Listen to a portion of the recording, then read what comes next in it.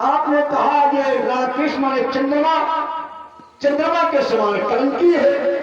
मैंने चिंतन किया चंद्रमा में, तो पाया जिस चंद्रमा ने दक्ष की 27 पुत्रियों से विवाह किया, चंद्रमा ने दक्ष की 27 पुत्रियों से विवाह किया और चाहा केवल लोहड़ी को, तो दक्ष के द्वारा श्रापित किया गया। जिस चंद्रमा ने पक्षी बन करके मुर्गा बन करके गौतम की नारी अहिल्या के साथ छल किया, तो कलंकी कहा गया। क्या बालक लक्ष्मण के साथ कोई दोष लगता है? जन्म से लेकर के अभी तक, जब तक हमारे साथ में है, अभी तक की बात बता रहे हो, आगे क्या होगा मुझको नहीं पता है। तो बालक पर चंद्रमा के समान कलंकी नहीं हो सकता है।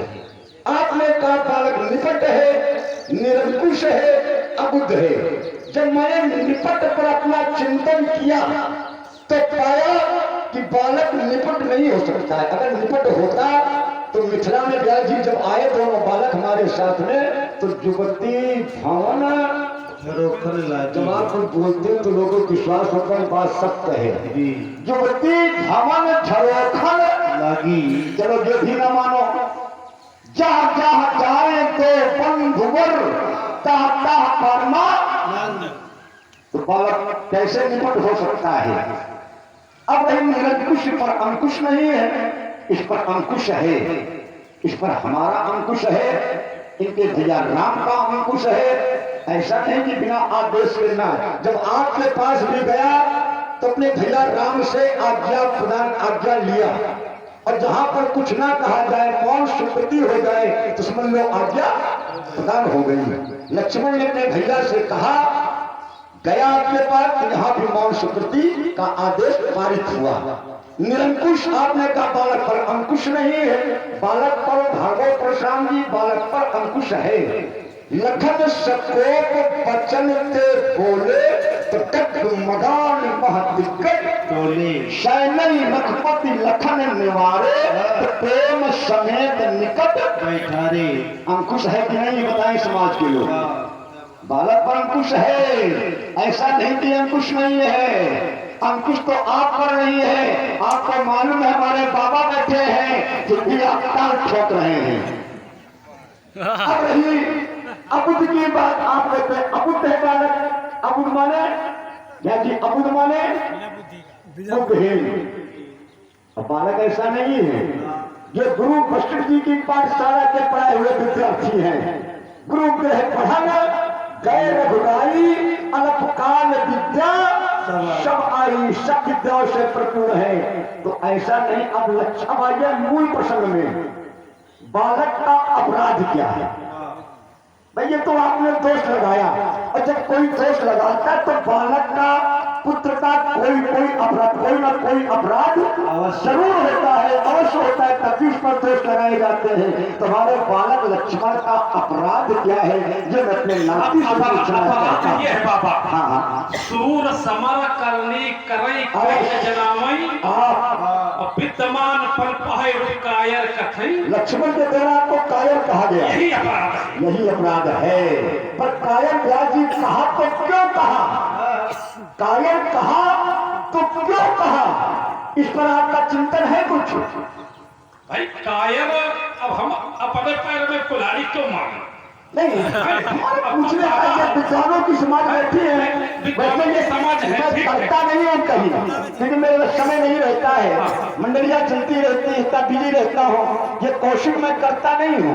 पर यहाँ देखा समाज बहुत अच्छी है, ब्राह्मणों की सभा है, विद्वानों की सभा, तो मैंने कहा चलो कौशिक मैं भी कर दूं, नहीं तो हमको कपड़ा उतार कर बैठ गए थे आकर के। लक्ष्मण ने कायर कहा तो क्यों कहा? इस पर कोई चिंतन हो तो आप बताएं। तो ये बात बिल्कुल सही आपकी, इस पर चिंतन, लेकिन इस पर मैंने कोई चिंतन नहीं किया बाबा।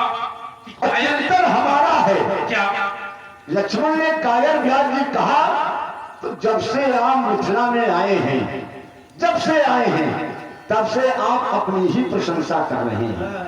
प्रशंसा क्या कर रहे हैं? बाल ब्रह्मचारी अतकोही, विश्व विदित क्षत्रिय कुलद्रोही, सुजुपल भूप विदीन्ही, विपुल पार नहीं केवल दीन्ही।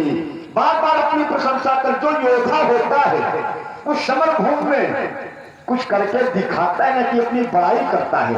और जब से आप आए हैं तब से आप अपनी बड़ाई कर रहे हैं, तो लक्ष्मण देखने कह दिया कि आप कायर हैं, इसमें कौन सा दोष है।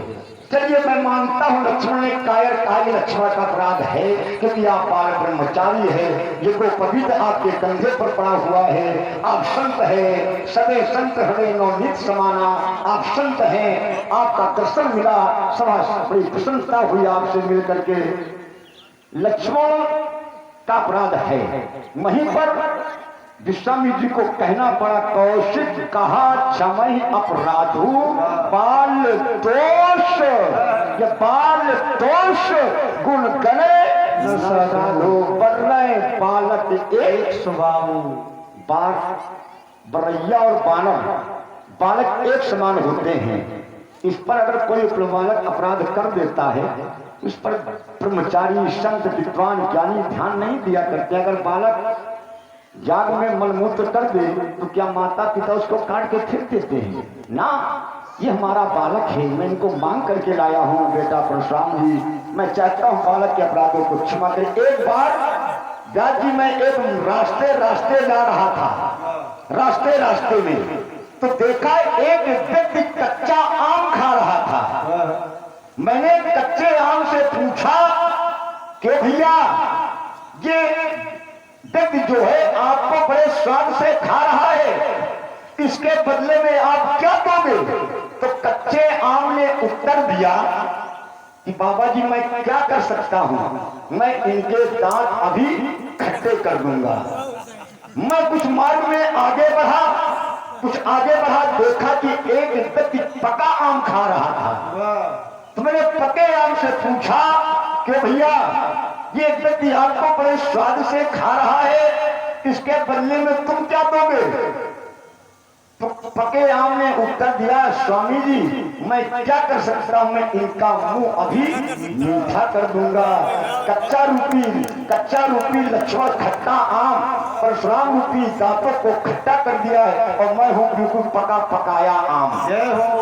मैं हूं पका पकाया आम, मैं परशुराम जी के मुंह को मीठा करने जा रहा हूं। बाल दोष गुण करे न साधु, बालक के अपराधों को क्षमा करे, ये मेरा आपसे निवेदन है।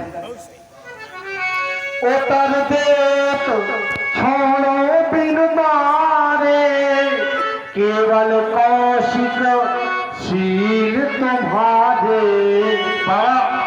ये उत्तर पर उत्तर दे रहा है। उतर देत छाणे बिन मारो केवल कौशिक शील तुम्हारे। बाबा आपका शील है, आपका प्रेम है। इसलिए कौन सा शील है? शील ये है कि एक बार हमारे परिवार के ही सदस्य, हमारे मतलब पिताजी के भाई सुरासेन, ठीक, किसके पुत्र थे? ये महात्मा ऋषिक के। हाँ, महात्मा ऋषिक के पुत्र थे। घबराओ नहीं, तो नाती हमारे, मैं आपका बाबा हूँ, चिंता न करो, जहाँ ना आएगा वहां मैं बताऊंगा, आगे ले चलूंगा। हमारे विद्यालय के आप उनके प्राणों की रक्षा आपके द्वारा की गई, वही शील है। एक बार राजा हरिश्चंद्र के कोई पुत्र नहीं होता था, संतान नहीं होती थी। बड़ा चिंता हो गई राजा हरिश्चंद्र को कि इस राज को कौन संभालेगा, इस राज की गद्दी में कौन बैठेगा। तो राजा हरिश्चंद्र को चिंता हो गई, तो अपने गुरु वशिष्ठ जी के पास, उनके भी गुरु वशिष्ठ जी थे, वशिष्ठ जी के पास गए। वशिष्ठ जी के पूछा कि उपाय बताइए क्या किया जाएगा। उन्होंने कहा राजा हरिश्चंद्र तुम वरुण भगवान की पूजा करो, वरुण भगवान को प्रसन्न करो। राजा हरिश्चंद्र ने वरुण भगवान को प्रसन्न किया, पूजा आराधना किया, वरुण भगवान प्रकट हो गए। वरुण भगवान ने कहा हरिश्चंद्र क्या मांगते हो? तो हरिश्चंद्र ने कहा हमारी कोई संतान नहीं हो रही है, अब मैं चाहता हूं कि एक पुत्र हो जाए। तो वरुण भगवान ने कहा क्यों तुम्हारे पुत्र होगा। राजा और वरुण भगवान ने कहा पुत्र का वरदान तो मैं दे रहा हूं, पर पुत्र के होते ही तुमको बल देना पड़ेगा, ये वचन हारो। राजा हरिश्चंद्र तो हमारे संतान की संतान हो जाए, आगे देखा जाएगा। तो हरिश्चंद्र ने कह दिया कि ठीक है मैं बल दूंगा। और हमारे भैया होरीलाल पाल वरुण भगवान ने कहा संतान होते ही तुमको बल देना पड़ेगा। हरिश्चंद्र ने कहा ठीक जैसा आप कह रहे हो वैसा ही करूंगा। जब हरिश्चंद्र के पुत्र का जन्म हुआ उसका नाम रखा गया रोहित। रोहित का जन्म हुआ तो गुरु भगवान प्रकट हो गए। उन्होंने कहा हरिश्चंद्र अपने कहने के अनुसार अपने पुत्र का फल दीजिए।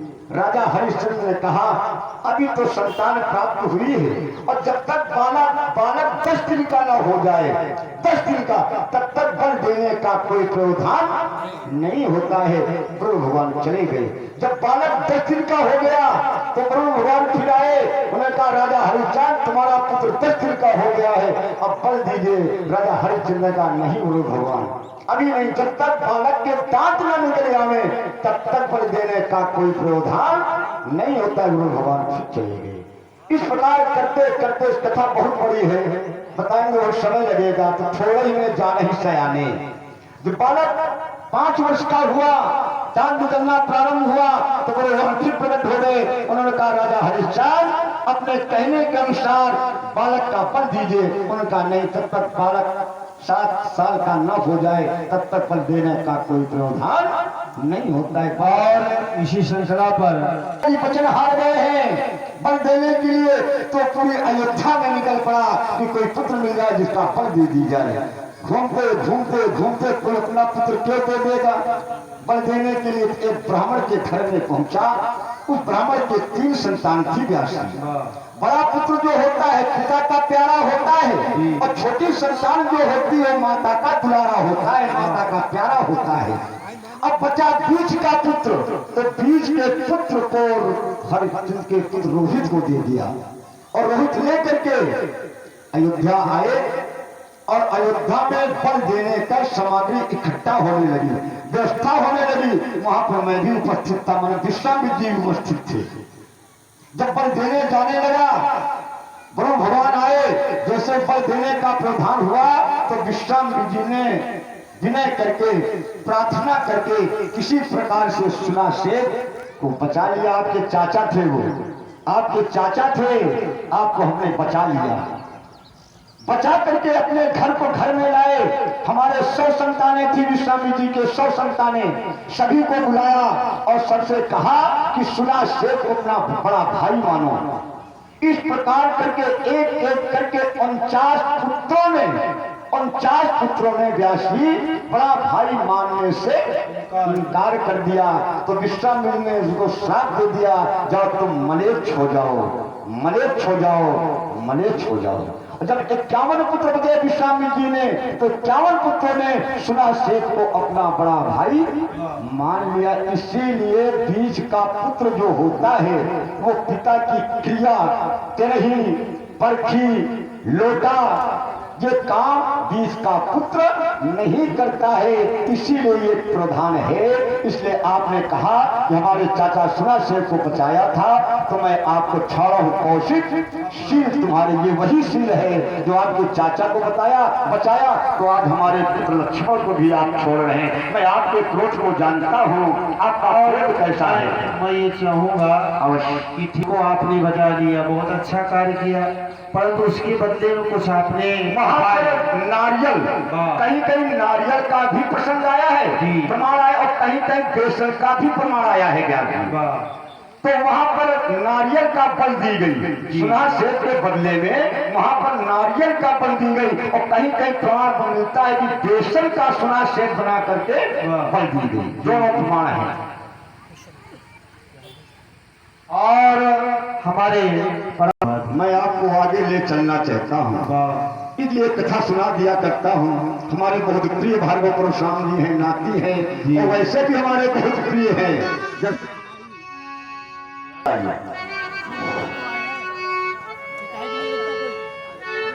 ओ कहे बोला खान मुनिशील तुम्हारा को नहीं जान विदित संसार।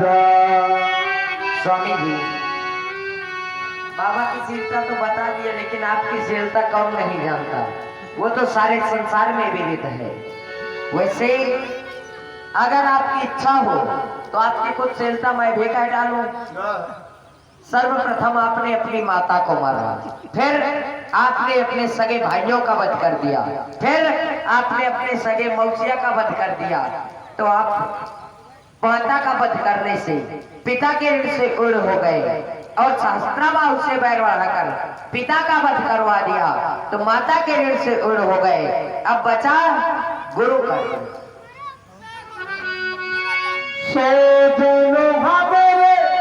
माथे काला दिन चली गया वो ब्याज बहु बाधा। वह गुरु का ऋण हमारे माथे काढ़ा हुआ है तो दिन भी काफी बीत गए हैं तो ब्याज भी काफी बढ़ गई होगी। अब आनी बेहरिया बोली तुरंत देव में थैली खोल। तो अब आनी व्यवहारिया बोली तुरंत देव मैं थैली खोली। अब आप अपने व्यवहारियों को बुला ले, मैं कौड़ी कौड़ी टुकड़ा कर दूंगा। आनी व्यवहरिया बोली, व्यवहार नाम भगवान शंकर का। देखिए